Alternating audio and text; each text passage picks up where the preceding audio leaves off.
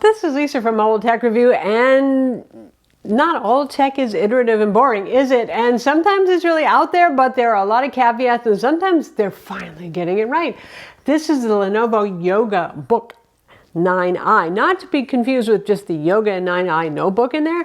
This is a very different one. This is a 13.3-inch, very pretty tidal teal colored, metal clad 13.3-inch OLED Ultrabook, but it's not just a normal one. It has two OLED screens. We're going to look at it now. So yeah, previously when we saw things like this, I know it's sort of like a Microsoft Surface Duo only turned into a laptop, but there were drawbacks. Either the price was incredibly high, like $3,500. This one's going to be $2,000 with lots of accessories included, by the way. Or it was bulky, thicker, heavier than average. There was always something wrong, right? So this time there really isn't, which is pretty impressive. And you get a whole lot of doodads in the box. It sounds like one of those late night infomercials, but wait, there's more. So obviously the laptop is included. You also get an origami style stand that holds it in a couple of different positions that actually works reasonably well. A Bluetooth keyboard in matching tidal teal and a mouse as well as a Lenovo wireless mouse, Bluetooth, just like the keyboard, are included, and the Lenovo Pen 3. So yeah, it even supports pen on both displays as well. So for $2,000, that's not bad. It's not like pie in the sky crazy pricing, is it? Okay, so we're helping you figure out what device to buy, but then there's what you have to do to keep it safe afterwards, and that leads to our sponsor, Trend Micro Premium Security Suite. And we all hate nickel and diming and too many subscriptions, right? So this one has it all in one. A license for up to 10 devices, be it your smartphone, Android, or iOS, your tablet, your Windows PC, your Mac, all covered. So you get antivirus, you get a VPN, you get malware protection, and more in a single subscription, and a password manager too. So instead of all those separate things, you've got all rolled in one. It's lightweight antivirus protection, again, covering all of those platforms.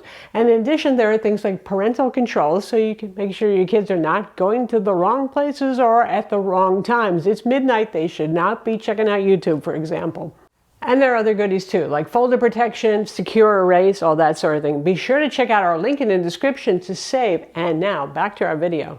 So what powers this thing? Don't expect a gaming laptop or a mobile workstation for your video editing, obviously. It's still a 13.3-inch Ultrabook, and one that made room somehow for a second screen in the bottom half instead of all the normal stuff that takes up the bottom half of your computer, like, storage, RAM, fans, processor, or all that stuff. You get an Intel 13th generation Core i7 inside. It's a U series processor, which is an Ultrabook series 15-watt processor. So usually in Ultrabooks we see either 15 or 28 watt, 15 watt more often for the very thin and light, which probably this would count as, and tablets, that sort of thing. So it's perfectly adequate. It's fast enough for most people's average work. Again, this has Intel Iris Xe integrated graphics. This is not for gamers. This is not for somebody who's professionally editing 4K video all the time. You're doing it leisurely or for your work once in a while. Yeah, that kind of thing is fine. Photoshop it can handle just fine, which is great because what a tempting use for dual OLED screens. Yeah. You get 16 gigs of RAM, and it's low-power DDR5X RAM, and you get a 1 terabyte SSD. There may be other configurations sold, like a 512 gig SSD. I don't know. It's actually not officially launched yet. It should be out by mid-June 2023, I believe. So right now, the configuration we're looking at is one I'm going to share with you. I believe they're all going to be Core i7 no matter what. Now, how about the screens though, right? Dual OLED, and they're not like 1080p even. They're better than that. They're 2880 by 1800 times 2. From what I can tell, though they share slightly different IDs, they really are the same panels. So the same color gamut on both of them, the same temperature in Kelvin, minor differences in display brightness, but when you're talking 363 versus 380 nits or whatever, that's really statistical difference between one panel to the next. Interestingly, by using the default calibration out of the box, they both do pretty well, but the bottom one actually was a little bit closer to perfect, where those lower number bars are always better, but they both do quite well, and of course you can calibrate yourself if you want. So both of these screens support touch, and both of them support the pen. But probably some of the time you're going to want to use it as a normal laptop. with a physical hardware keyboard. That is included, is Bluetooth, again. And it's sort of magnetically held in place. When you're typing, it might slip a little bit on the glass slide, but it's held pretty well in place. Ergonomically, that keyboard works very well. Lenovo is good at making keyboards, right? So, and what happens when you put the keyboard on, it displays a virtual touchpad below it, which works better than I expected. There's actually an option to widen it or keep it at normal width. I suggest normal width to avoid doing things accidentally. It works fine, except for the fact that it's sort of weird when you click drag, because you're used to, well, a click and then a drag. So you just have no feedback whatsoever when you're doing something like that. But overall, it worked better than I would have expected for something that's non-physical, right? Yeah, and the fact that they give you a mouse in the box doesn't necessarily mean that all is lost, and that's the only reason they gave you the mouse in the box. But I did see, you know, this is still not quite at release yet, some weird behavior. Sometimes when I was dragging something around, just using the trackpad, not my fingers on the screen grabbing windows, unexpected things happen. I would say these are some bugs, and I expect that Lenovo will iron those out because they typically do that. Once in a while, I would see an application put up a dialog box, you know, and then somehow my cursor would disappear, and I think it sort of went on the other screen, but I couldn't really see it, maybe, you know, that sort of thing. So these are things that they have to work out, and I think that they will. What if you don't want to use the physical keyboard, though? And by the way, if you close this laptop into clamshell position to carry it with you, you should not put the keyboard in between the two displays. They actually meet flush, so yeah, don't do that. And they give you a little warning saying that. Anyway, if you just want to use the virtual keyboard, you know, the Windows keyboard that comes up, you can do that as well. And it's typing on glass, but it works fine too. And you still get that same virtual trackpad on there. Also, it has a cute little party trick where if you want to drag your keyboard down, then you can have some widgets up above, like you want the weather widget or whatever it is that you want to have on your bottom screen running there for informational purposes. So that sounds interesting. So why would somebody want this? I'm not going to try to sell you on why. I think you either get it or you don't. I know a lot of people buy portable monitors on the go because they need a second screen. Whether you're doing software development, you need the application running in one display and your IDE in another. Or if you're like me and you like to do digital painting and drawing and you want to have your reference image, or if you're watching a tutorial, there's, you know, certainly Bob Ross tutorials and other things on YouTube these days and many other fine painting tutorials. You want to have those on one screen while you're drawing on the other.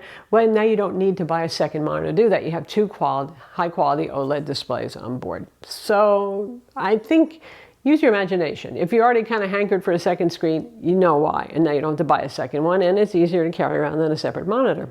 So while we're just finishing up with the gestures and things like that, there's more. If you want to throw a window from one screen to the other, use two fingers and you just flick it down or flick it up. It works pretty well. In terms of these kinds of devices where there may be more gestures to memorize than you ever wanted to do, this one is pretty easy. If you want to bring up the on-screen keyboard, you don't have the physical keyboard sitting there, you just put 8 fingers, which might sound weird, but really what it means is put your fingers in typing position on the lower display, and boom, there's your keyboard. It works really reliably and well. So this is not something that has a super duper high learning curve. And of course you have your Windows snapping tools and all that sort of thing for snapping windows if you wish to do that sort of thing.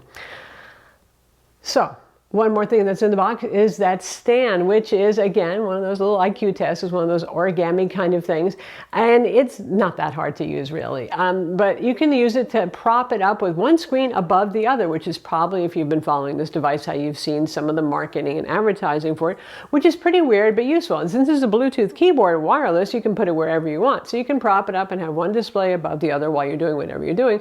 Or you can flip it on its side and use it in book mode. Not necessarily just to read a book, but just because you're doing things that work well in portrait mode side by side and you want to do that. Maybe you got a Zoom call on one side and you got a Word document in the other or something like that, or a PowerPoint, you know, that sort of thing. It's mostly very pleasant to use. It's mostly without all of the gotchas that multiple screen devices or folding screen devices have had. Obviously, this is not a folding screen device. You can't turn it into one contiguous display like, well, Lenovo has actually done a ThinkPad that is a folding screen device. But it's not heavy. It's around 3 pounds or so, 1.34 kilograms. It's not thicker than your average 13-inch Ultrabook. Nice. If you've seen Lenovo Yoga products, you've seen the speaker bar before. So this is Bowers and Wilkins quad stereo speakers. They sound pretty good. You know, overall, it's not like, okay, to make it a not crazy price point, they cheesed out. In fact, you're getting the nice stuff here. You're getting nice audio. You're also getting a better than average webcam at 5 megapixel and some Windows Hello IR cameras for facial recognition login. Lest we make it sound perfect, because it sure is not. First of all, Lenovo's service manual, as far as I've seen, is not out yet, and I don't see any obvious way to open this up to do upgrades and servicing. And maybe it's like a Microsoft Surface product where you have to de-adhere the screen and pull them off. Maybe it's easier, but we're not going to open this one up. Also, it has an 80 watt-hour battery, which is pretty large given the size and weight of this laptop, and a very compact 65 watt wall wart style charging adapter that plugs into the USB-C/Thunderbolt 3 ports, of which there are 3, and that's it in terms of ports. So it is port constrained the way many ultra portables are these days on the market. And that 80 watt-hour battery might sound generous, but you got 2 OLED displays, HDR 500 rated. Okay, they're only around, you know, just under 400 nits, but still, they're going to consume some power. Even if you're using the bottom with the hardware keyboard and just showing the trackpad, not using as much, don't expect a lot. I think Lenovo claims about 7 hours of runtime on this. And depending on whether you're using both screens displaying applications separately, you know, instead of having a keyboard in place or something like that, you're going to get anywhere from 5 to maybe 7 if you're setting the display really dim and using the hardware keyboard, that sort of thing. So Energizer battery, no it ain't.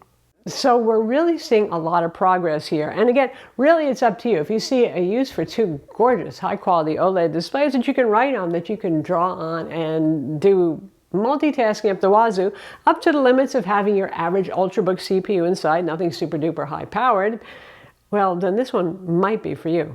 I'm Lisa from Mobile Tech Review. Be sure to subscribe to our YouTube channel for more cool tech videos, and thumbs up if you like this vid.